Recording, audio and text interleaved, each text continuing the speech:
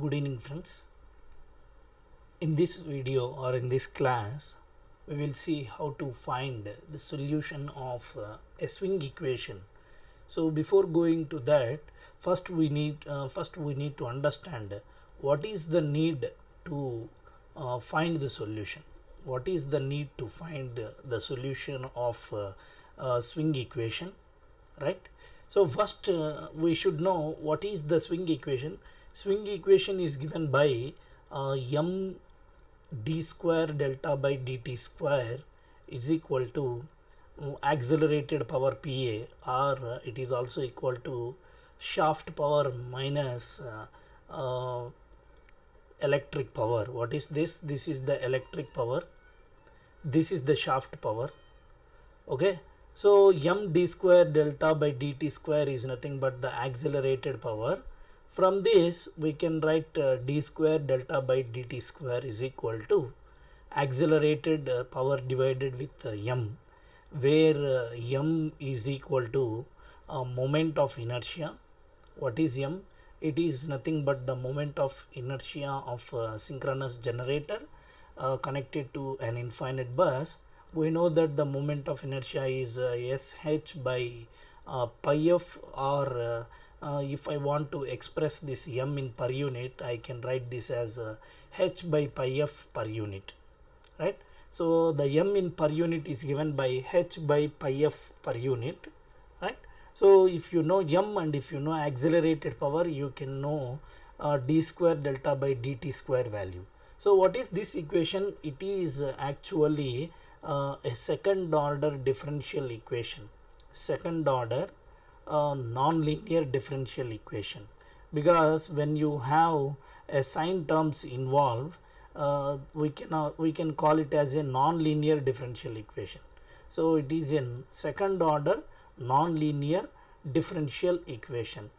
So why we need to solve this swing equation? This is another format of swing equation. This is one format and this is another format, both are same.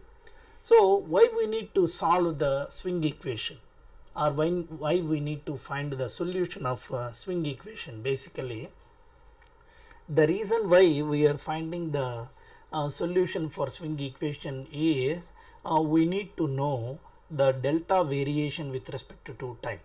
Okay, so in order to know delta variation, with respect to time, we are finding the solution of swing equation. In order to know the delta variation with respect to time, we are solving the swing equation. Now what happens when you know this? Means when we know the variation of delta with respect to time, we can find the critical clearing time. What is TCR? Critical clearing time corresponding to critical clearing angle. So what our intention is to find the solution of swing equation, Why we are finding the solution of swing equation? In order to know the variation of load angle or torque angle with respect to time, we need to find the solution of swing equation. Why we are finding the variation of delta with respect to time? Because we want to know the critical clearing time corresponding to delta CR, corresponding to critical clearing angle, right? So if you know delta variation with respect to time at a particular delta CR, we can estimate TCR if we know this variation, because the equal area criteria related to transient stability, right? So the equal area criteria gives us only delta CR. Means from the equal area criteria we can find only critical clearing angle but not TCR. What is meant by TCR? Critical clearing time, right? So in order to select, in order to provide proper protection, in order to provide proper protection, or in order to provide stability, in order to ensure the stability of the system, we need to know TCR of a circuit breaker. We need to know TCR of a circuit breaker, critical clearing time. That is the reason why we are finding delta of T. So delta of T. So from the equal area criteria, we will get only critical clearing angle, but not critical clearing time. As if you know the variation of delta with respect to time when the disturbance occurs in the system, then we can easily find critical clearing time for a corresponding delta CR. That is the reason why we are finding the solution of swing equation. Now what are the different techniques? Means different techniques or different methods, in order to find the solution of swing equation. Okay, so there are different methods like Runge-Kutta method. This is one of the method used to find the variation of delta, and another thing is that point by point method. Like that we have different method, point by point method. Out of this we will study about this method, solution of swing equation by point method. So now our topic finally is finding the solution of swing equation, finding the solution of swing equation by using, finding the solution of swing equation by using point by point method, point by point method. So in this method we take a discretized model, means a discretized variation of delta T as well as accelerating power, change in speed. So we'll take the help of three different graphs. In finding the solution of swing equation by point method, we will take the help of three variations or three discrete variations. First variation is the accelerated power variation. What is accelerated power? PA. And the second variation is, because of this accelerated power, see when you have the difference between the shaft power and electric power not equal to 0 and positive. Okay, when the difference between shaft power and electric power is not equal to 0 and it is positive, we can say the power is said to be accelerated power. This accelerated power will increases the speed, so there will be change in speed, right? As there is change in speed of rotor, there will be change in rotor angle with respect to time. So that is the reason why if you have accelerated power, you need to know the change in speed, which is given by omega. So I am assuming this as omega, angular speed omega. So we need to know the variation of accelerated power with respect to an absolute time, which is delta T by T, and the change in speed with respect to delta T by T. And another thing is that change in load angle, means each and everything is interrelated, right? When there is an accelerated power, you have change in speed. When there is change in speed, you have the change in load angle. We need to know the variation of all these quantities with respect to delta T by T, which is the absolute time, right? So let us see that. So these are the three graphs which are showing from which we can understand the solution by using point by point method. Point by point method. Here the time intervals are constant, means from one value to another value I am considering a constant time interval. A constant time interval is considered here. What is the constant time interval? The constant time interval is delta t. Okay, so a constant time interval delta t is considered here. Means from 0 to 0.05 seconds, and from 0.05 to 0.1, like this. So from 0 to 0.05 what happened, from 0.05 to 0.1 what happened, from 0.1 to 0.15 what happened. This is the time gap or time interval between the previous instant and this instant. Now if you see the first graph shows the accelerated power variation with respect to t by delta t, and second graph shows the angular speed variation with respect to t by delta t, and the third graph shows the load angle with respect to t by delta t. Now by using the swing equation, or from the swing equation, we can understand that d square delta by dt square is given by Pa by m. Pa by m. Is it right or not? Now by integrating this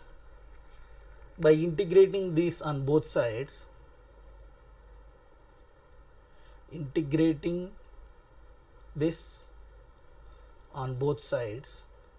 what you will get? You will get d delta by dt, which is omega, right? D delta by dt is omega, and it is equal to Pa by m into t, or we can take that time interval as a delta t into Pa by m. So delta t into Pa by m. Now we can understand two facts here from the accelerated power and speed variation. These are very important. From first graph we can understand that the accelerated power which is calculated at the beginning of the interval remains constant from the middle of the previous interval to the middle of present interval. See, this is the n minus 1th interval. So the accelerated power calculated at n minus 1th interval remains constant from the middle of previous interval to the middle of present interval. This is the present interval and this is the previous interval. Okay, so from n minus 1 to from n minus 2 to n minus 1, this is the previous interval. From n minus 1 to n, this is the present interval. So from the middle of the previous interval to the middle of the present interval. Okay, so what we can understand from this is the accelerated power. This is the first observation which we can made from the graph. Okay, so we are taking like this. The accelerated power calculated at the beginning of the interval, at the beginning of any interval, whatever it may be, at the beginning of any interval remains constant from middle of previous interval, from middle of previous interval to the middle of present interval, to the middle of present interval. Okay, so the accelerated power, consider this as the accelerated power calculated at the interval, at that particular interval. So the accelerated power calculated at the beginning of any interval remains constant from the middle of the previous interval to the middle of present interval. Okay, so this is the discrete values. By joining all the midpoints, we can get the continuous solution or continuous variation. These are the discrete variations which are shown with the steps, right? And the second observation, see the second observation from second graph. Second observation is from second graph, right? So this is also important. The angular rotor velocity, what is omega? The angular rotor velocity, the angular rotor velocity is assumed constant throughout any interval. Is it right? See, from n minus 2 to n minus 1 throughout any interval. So the angular rotor velocity is assumed to be constant. The angular rotor velocity is assumed to be constant throughout any interval,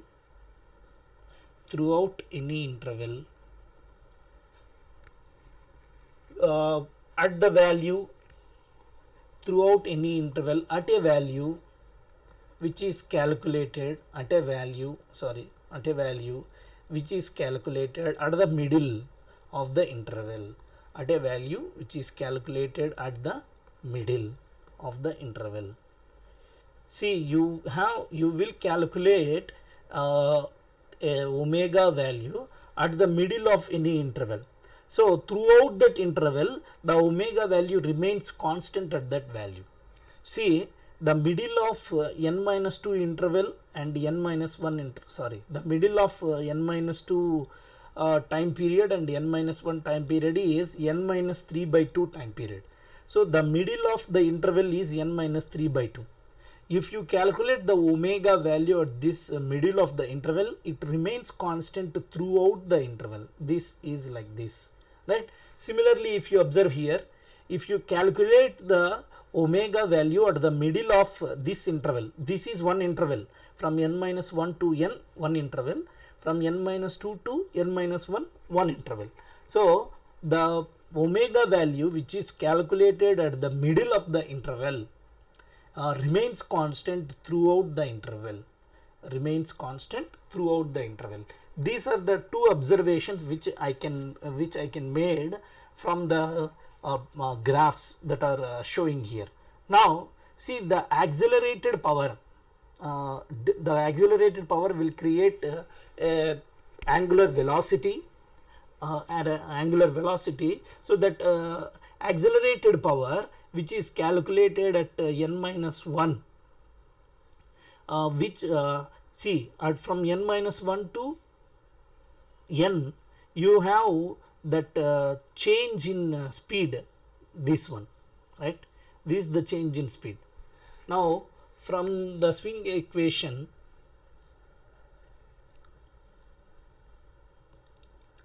let me take a separate page.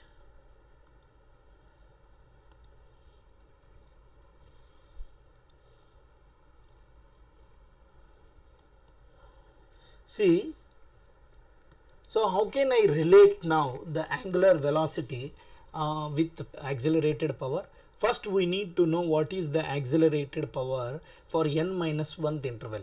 See, for this interval, first I need to know the accelerated power, and it is given by shaft power minus electric power.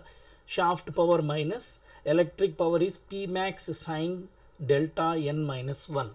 If you know delta n minus 1, you know shaft power. From this you can find the accelerated power. So where delta n minus 1 is already calculated, means before finding the accelerated power, we need to know what is the delta before the disturbance, right? So that is the reason why delta n minus 1 is already calculated. Delta n minus 1 is already calculated. Now how can I get the angular velocity? So the change in velocity caused by, see, because of this accelerated power, there will be change in velocity. So the change in velocity is caused by Pa minus 1 is assumed constant over delta t from n minus 3 by 2 to, see, this is constant. What is this interval? This interval is called n minus 3 by 2 interval. What is this interval? It is n minus 1 by 2 interval. From n minus 3 by 2 to n minus 1 by 2, the accelerated power is constant, and this value is Pa of n minus 1. So we need to know, because of this accelerated power, there will be change in velocity, angular velocity, from this value to this value. See, we need to consider the same interval from n minus 3 by 2 to n minus 1 by 2. The accelerated power remains constant. So, during this period, there will be change in angular velocity from omega n minus, see, this is a small mistake here, omega n minus 3 by 2 to omega n minus 1 by 2. So the change in angular velocity because of this accelerated power can be taken as this difference. What is this difference? This value is omega n minus 1 by 2, right? N minus 1 by 2. And what is this value? Omega n minus 3 by 2. So the difference is omega n minus 1 by 2. See, this is not a value. It is omega at the interval or at the instant n minus 1 by 2. And omega n minus 3 by 2. Please don't simplify this. N minus 1 by 2 is an instant. N minus 3 by 2 is another instant. Omega value is different at n minus 1 by 2 instant when compared to n minus 3 by 2 instant. So the difference between these two is given by now. See, previously we have seen that omega, in order to find omega, by integrating on both sides, you will get d delta by dt, so that you will get delta t into Pa by m. So what is Pa right now? Right now that Pa is Pa of n minus 1. So it is delta t by m into Pa of n minus 1. So consider this equation as the first equation. Right? And here if you observe from the third graph, so the difference between delta n minus 1, see, right, I am writing here from the third graph, del delta of n minus 1 can be written as the difference between these two. What is this? Delta of n minus 1 minus delta of n minus 2. Similarly, what is del delta of n? It is delta n minus delta n minus 1. Is it right or not? Now by what is del delta of n minus 1? Del delta of n minus 1 is equal to, it is related to which angular velocity? See, del delta of n minus 1 is related to this period. In this period, what is the angular velocity? Omega n minus 3 by 2. So I can write this as omega n minus 3 by 2 into delta t. Similarly, delta n is delta n. Okay. So delta n is related to this interval. Delta n minus 1 is related to this interval. Why? Because this is the variation of the angle between this instant and this instant. So this is related to this interval. For this interval, the angular velocity is omega n minus 3 by 2. So omega, the relation between omega and delta is omega can be written as del delta by del t. Can I write like this? Angular velocity. So that is the reason why in place of del delta of n minus 1 I wrote this one. Similarly, in place of del delta n means this one. This one is obtained from subtracting these two values.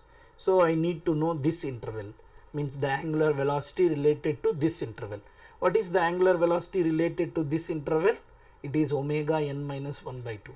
So omega n minus 1 by 2 into delta t again, because the time spread is same, interval width is same we considered. Now just consider this equation as the second equation, and consider this equation as the third equation. So make 3 minus 2 by subtracting 3 minus 2. So you have omega n minus 3 by 2 into delta t minus, is it right or not, omega n minus 1 by 2, right? Omega n, sorry, 3 minus 2, right? So I made a mistake here. By subtracting the second equation from the first equation, so let me take a separate page. So by subtracting the second equation from the third equation, so omega n minus 1 by 2 into delta t, omega n minus 1 by 2 into delta t minus omega n minus 3 by 2 into delta t is equal to this one, delta delta n minus delta delta n minus 1. So delta delta n minus delta delta n minus 1. Now by taking delta t as common, you have omega n minus 1 by 2 minus omega n minus 3 by 2 into delta t, and it is equal to delta delta n minus delta delta n minus 1. So what is this value from 1? So from 1, from equation 1, omega n minus 1 by 2 minus omega n minus 3 by 2 is delta t by m into Pa of n minus 1. So you will get delta t by m into Pa of n minus 1 into delta t, and it is equal to, I am sending this term to LHS. So you have delta delta n minus 1 is and it is equal to delta delta n, and it is equal to delta delta n. So finally I can write delta delta n is equal to delta delta n minus 1 plus delta t square, delta t whole square by m into Pa of n minus 1, Pa of n minus 1. So from this equation we can write if you know delta delta n, how can I find delta n value? Delta n value can be determined if you know delta n minus 1, because see, I told you already, delta n minus 1 is already calculated or evaluated. We know this value, and we need to add this value to the change. What is that change? Delta delta n, right? So if you find the value of delta delta n, if you find the value of delta delta n from the previous variation plus this value, if you know the accelerated power, and if you know the time interval and moment of inertia, and by adding to this you will get this value. If you know this value, by substituting that here and by adding to this to the initial value, you will get the final angle. In this way, it by one point means from one interval to another interval, if you know this change in load angle, if you know the change in load angle of the previous interval, what is this? This is the change in load angle, change in load angle of n minus 1th interval, change in load angle of n minus 1th interval. What is this? This is called as change in load angle. This is nothing but the change in load angle of nth interval. What is delta delta n? It is the change in load angle of nth interval. It is the change in load angle of n minus 1th interval.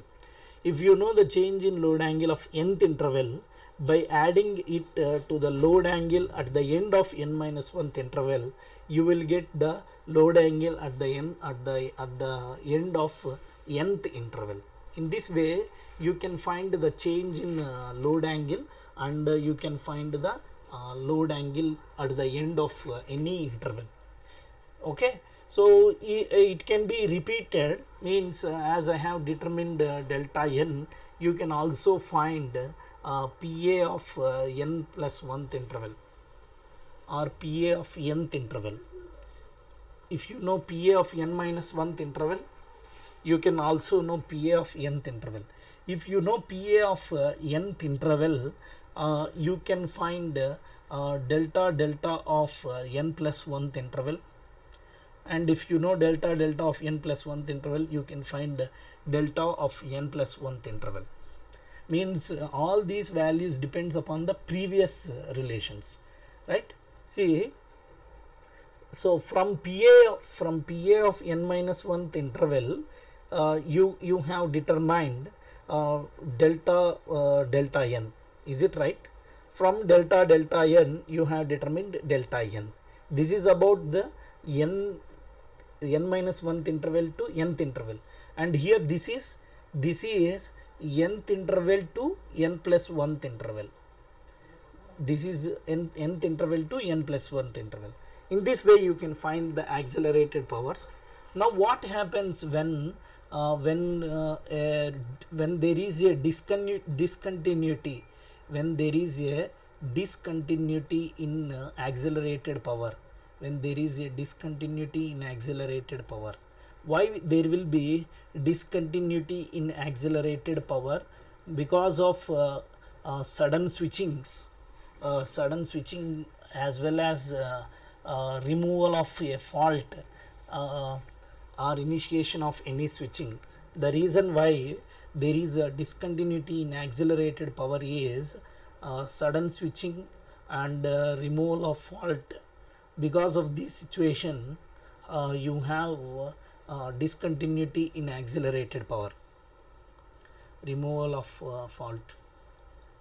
So in that case, you can take the accelerated power of a particular duration as PA of n minus 1th interval as half times, means average of n minus 1th interval before the disturbance and n minus 1th interval accelerated power after the disturbance. So minus indicates accelerated power. It is nothing but the accelerated power of n minus 1th interval. What is PA of n minus 1 of minus?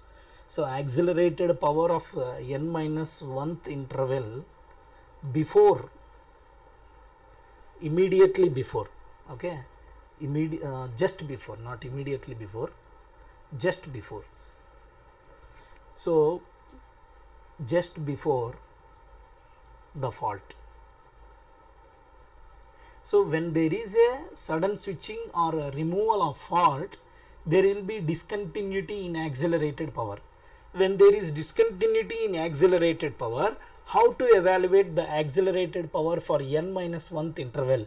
It is the average. Okay, so this is the average of the accelerated power of that particular interval just before the fault, and the accelerated power, what is this? This is the accelerated power of n minus 1th interval. This is the accelerated power of n minus 1th interval immediately after the fault. Immediately after the fault. So if you know the accelerated power just before the fault and the accelerated power just after the fault, by taking the average of those things, you will get PA of n minus 1. If you know PA of n minus 1, you can easily find the change in load angle for nth interval, okay, by using this formula. If you know the change in load angle of nth interval, you can find the load angle at the end of nth interval from the load angle of n minus 1th interval, okay. So you need to definitely, in order to understand these concepts, you need to understand the terminology, which is very, very important. Delta indicates the change in load angle of nth interval, and this is the change in load angle of n minus 1th interval. This is the accelerated power of n minus 1th interval, and delta n is nothing but load angle at the end of nth interval. Delta n minus 1 is nothing but the load angle at the end of n minus 1th interval. So the terminology which you need to remember, if you understand the terminology, then you can automatically understand how to find the solution of swing equation, basically, so by using point by point method. So here we are taking different intervals. See, if the for more accuracy, if you want to get the results, means if you want to get the actual variation, more accurate variation of delta with respect to time, if you want to know that, for more accuracy, your delta t value must be lesser, right? You must have the width of each time interval a very lesser value, so that you will have more number of samples, like this. If you have more number of samples, you will get an accurate variation, a more accurate variation of delta with respect to time, right? So this is about the point by point method, using finding the solution of swing equation using point by point method, okay. So the very purpose of finding the solution of a swing equation is we want to know the variation of delta with respect to time. If you know the variation of delta with respect to time, we can find easily the critical clearing time related to the critical clearing angle. The critical clearing time is very, very important for a circuit breaker. We need to design a circuit breaker which has a least critical clearing time, so that the stability will be improved, okay. So this is about the solution.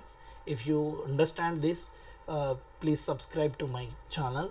If you have some valid doubts related to this topic, please post them in the comment section. We will definitely clarify your doubts if it is possible, okay. So thank you very much.